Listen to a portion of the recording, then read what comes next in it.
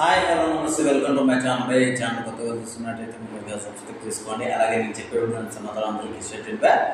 అయితే మన టాపిక్ వచ్చేసి అక్కడ అమ్మాయి ఇక్కడ అబ్బాయి రివ్యూ అయితే చెప్పబోతుంటే, నిజానికి సినిమా ఒక రేంజ్లో ఉంది అని చెప్తే బాగానే ఉంటుంది. కానీ కాకపోతే ఏదో కొన్ని మూమెంట్స్ అయితే నాకు చాలా తేడా అనిపించినాయి భయ్య.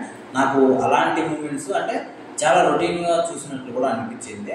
కాకపోతే సినిమా ఓవరాల్గా ఒకసారి చూడొచ్చు అనే టైప్లో అయితే నేను చెప్తా. కానీ అంటే చాలా బాగుంది అని చెప్తే నిజంగా తప్పే అని మాత్రం అనిపిస్తుంది.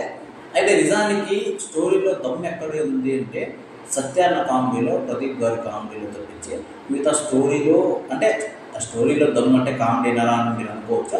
కాకపోతే ఈ స్టోరీకి పర్టికులర్గా నాకు తెలిసినంత వరకు ఆ కామెడీనే కొంచెం ప్లస్ అయింది. కానీ అదే కామెడీ కన్నా లేదనుకోండి అసలు సినిమాను ఎవరు చూడలేము, అసలు చూడడానికి ఇంట్రెస్ట్ కూడా ఉండదేమో. సత్యాన్న అనే క్యారెక్టర్ లేకపోతే అసలు ఏముండదు సినిమా మాత్రము. నిజంగా భయ లిటరలీ వాళ్ళ యాక్టింగ్ ఉంటుంది. అంటే ప్రతిపన్న యాక్టింగ్ కావచ్చు, హీరోయిన్ యాక్టింగ్ కావచ్చు, అలాగే మన సత్యాన్న కామెడీ కావచ్చు.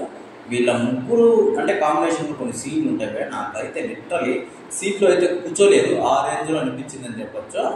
చాలా బాగుంది అనిపించింది భయ సినిమా మొత్తం. కాకపోతే ఈ సినిమా కదా చెప్పాను కదా భయ, స్టోరీలో కామెడీ ఎంత పెట్టారో, కాకపోతే స్టోరీ అయితే నార్మల్ అని చెప్పచ్చు. నిజానికి అసలు ఇలాంటి రొటీన్ స్టోరీస్ అని కూడా చెప్పచ్చు. ఇంకోటి వచ్చేసి సినిమా వచ్చి 11వ తేదీ అయింది కదా, ఇప్పుడే రివ్యూ చెప్తామని మీరు అనుకోవచ్చు. నేనైతే నిర్ణయం చేశాను కాబట్టి ఈరోజు చెప్తున్నాను. అయితే అది పక్కన పెడితే నిజానికి సినిమాలో బ్యాక్గ్రౌండ్ మ్యూజిక్ కావచ్చు, సాంగ్స్ కావచ్చు. మనము అంటే నేను ఫస్ట్ ప్రతిపన్న సినిమా ఉంది కదా, ఆ 30 రోజుల లవ్ స్టోరీ అని చెప్పేసి, అంటే 30 రోజుల్లో ప్రేమించుకోవడం ఎలా అని చెప్పేసి ఆ సినిమాలో ఉన్న బ్యాక్గ్రౌండ్ మ్యూజిక్ కావచ్చు, ఆ సినిమాలో ఉన్న పాటలు కావచ్చు, నేను ఆ రేంజ్లో అనుకున్నాను భయ్య. అంటే అది అందరికీ తెలిసిందే, అది ఏ రేంజ్లో హిట్ అయ్యింది అని చెప్పేసి కూడా, అంటే సాంగ్స్ కన్నా నేను ఆ రేంజ్లో అనుకున్నాను. కాకపోతే ఎక్కడో తేడా కొడుతుంది భయ్య మ్యూజిక్లో కూడా. కానీ అది చాలా కొంచెం ఏదో తేడా అయితే ఖచ్చితంగా కొడుతుంది బ్యాక్గ్రౌండ్ మ్యూజిక్లో కూడా.